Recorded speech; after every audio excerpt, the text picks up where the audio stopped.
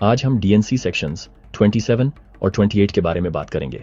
भगवान के काम में ऑर्डर कितना इंपॉर्टेंट है और उनके चर्च में रेवलेशन का यूनिक रोल क्या है, ये देखेंगे। सेक्शन 27 वर्सेस 1 से 4 में हम सैक्रामेंट के बारे में सीखते हैं। इस सेक्शन की शुरुआत एक एंजल के जोसेफ स्मिथ को दर्शन देने से होती है। जब वो सैक्रामेंट के लिए वाइन लेने जा रहे थे, एंजल ने उन्हें सैक्रामेंट के लिए वाइन के सही इस्तेमाल के बारे में बताया और भगवान की ग्लोरी के लिए इसे लेने का महत्व समझाया।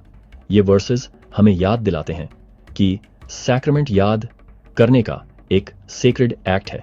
भगवान के साथ अपने कवेनेंट्स को रिन्यू करने का समय है। प्रभु की ग्लोरी के लिए सैक्रामेंट लेने का मतलब है कि हमारा दिल और दिमाग उन पर केंद्रित है।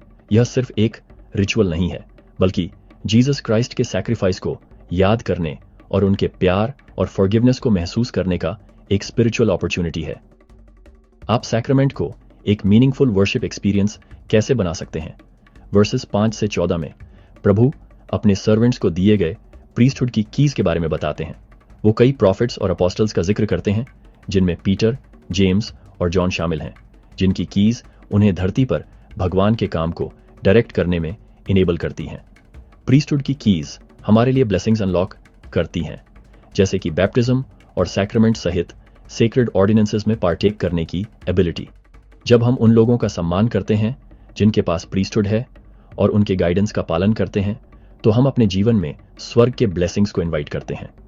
उन्होंने आपको और आपके परिवार को कैसे ब्लेस किया है? आपको प्रीस्टहुड अथॉरिटी के थ्रू क्या ब्लेसिंग्स मिली हैं? इन वर्सेस में हम भगवान के आर्मर के बारे में भी सीखते हैं, जो हमें बुराई के खिलाफ दृढ़ रहने में मदद करता है। प्रभु हमें आवश्यक स्पिरिचुअल आर्मर के बारे में बताते हैं, जिसमें राइचियसनेस का ब्रेस्ट प्लेट, सैल्वेशन का हेलमेट और स्पिरिट की सोर्ड शामिल है। प्रेसिडेंट एम रसल बैलर्ड ने सिखाया कि स्पिरिचुअल पावर बड़े कामों से नहीं, बल्कि कई छोटे डेली एक्ट से आती है, जो हमारे स्पिरिचुअल डिफेंसेस को मजबूत करते हैं। भगवान का आर्मर एक रिमाइंडर है कि हमें टेम्पटेशन का सामना करने के लिए स्ट्रांग बने रहने के लिए छोटे कंसिस्टेंट चॉइसेस करने की आवश्यकता है। जैसे ही आप इन वर्सेस को पढ़ते हैं, इस बारे में सोचें कि आप भगवान के आर्मर को कैसे पहन रहे हैं। आपको कौन से पीसेस की ज्यादा जरूरत महसूस होती है, जो आपको आपके चैलेंजेस का सामना करने में मदद करें। डॉक्ट्रिन एंड कवेनेंट्स सेक्शन 28, जहां हम शुरुआती चर्च में कंफ्यूजन का एक मोमेंट देखते हैं। बुक ऑफ मॉर्मन के 8 विटनेसेस में से एक हायरम पेज ने चर्च के लिए रेवलेशंस प्राप्त करने का दावा किया। कई मेंबर्स कंफ्यूज थे।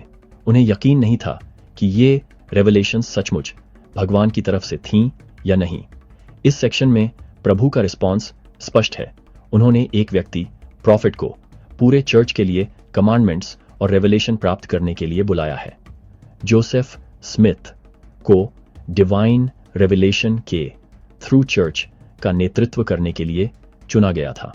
हालांकि प्रभु ने यह भी अफर्म्ड किया कि व्यक्ति अपने जीवन और उद्देश्यों के लिए पर्सनल रेवलेशन प्राप्त कर सकते हैं। यह हमें एक महत्वपूर्ण सिद्धांत सिखाता है। भगवान का काम हमेशा ऑर्डर में किया जाता है। प्रॉफिट के पास पूरे चर्च को डायरेक्ट करने की कीज हैं, लेकिन हम में से प्रत्येक व्यक्ति अपने इंडिविजुअल जीवन में अपने डिसीजंस और एक्शंस को गाइड करने के लिए पर्सनल रेवलेशन प्राप्त कर सकता है। वर्सेस 8 से 9 में प्रभु लामानाइट्स के पास मिशनरीज भेजने के सिग्निफिकेंस के बारे में बताते हैं। यह मिशन बुक ऑफ मॉर्मन लोगों से भगवान के प्रोमिसेस को पूरा करने और इजराइल के डिसेंडेंट्स तक गॉस्पेल पहुंचाने के लिए क्रूशल था। लामानाइट्स के लिए ओलिवर काउड्री का मिशन भगवान के सभी बच्चों तक पहुंचने के एक बड़े प्लान का हिस्सा था। यह हमें मिशनरी वर्क के महत्व और गॉस्पेल के तरीके के बारे में सिखाता है, जो सभी लोगों को बैकग्राउंड या हेरिटेज की परवाह किए बिना ब्लेस करता है। जब हम लामानाइट्स के मिशन के बारे में सोचते हैं, तो विचार करें कि हम गॉस्पेल को शेयर करने के भगवान के प्लान का हिस्सा कैसे बन सकते हैं। क्या ऐसे तरीके हैं जिनसे आप गुड न्यूज़ को दूसरों के साथ शेयर कर सकते हैं? यहां तक कि छोटे मीनिंगफुल तरीकों से भी। सैक्रामेंट से लेकर प्रीस्टहुड कीज तक, पर्सनल रेवलेशन तक, सब कुछ भगवान द्वारा उनके परफेक्ट टाइमिंग और ऑर्डर में डायरेक्ट किया जाता है।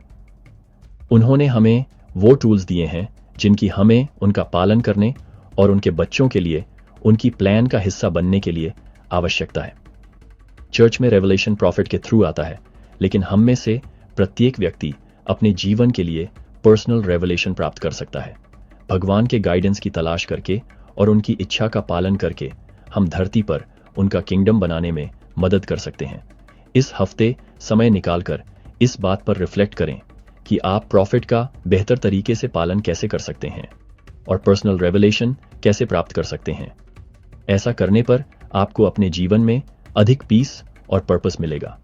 हम सभी भगवान के आर्मर की पावर और होली स्पिरिट के गाइडेंस को महसूस करें, क्योंकि हम ऑर्डरली तरीके से प्रभु का पालन करना चाहते हैं।